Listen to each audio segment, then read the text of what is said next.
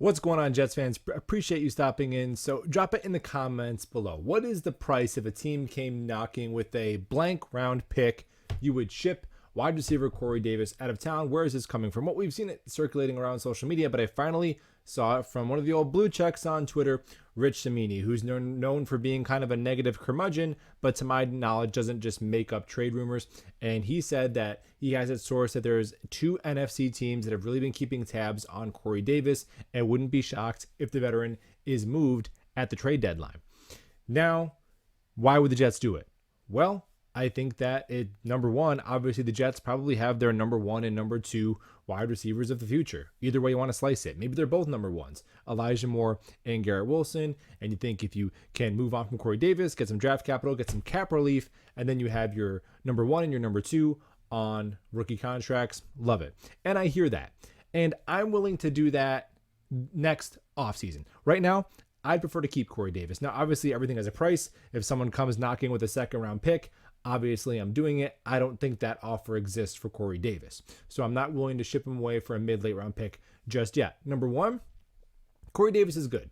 I know when he drops the ball, it drove me crazy to drop against Baltimore, and he had drop issues last year for the first time ever in his life. So he didn't drop the ball in college. He didn't drop the ball in Tennessee. And I know it's, what have you done in a Jets uniform? I hear that argument. But since that drop, Corey Davis has been really solid to start these first two games. He's got 8 catches for 160 yards and a touchdown, 20 yards per catch, obviously inflated by that long touchdown pass to Joe Flacco, which initially looked like garbage time, but hey, obviously ended up being a crucial part of that comeback. And I want to win some games this year, so I'm not going to get rid of a good player just to get rid of a good player. Not going to do it.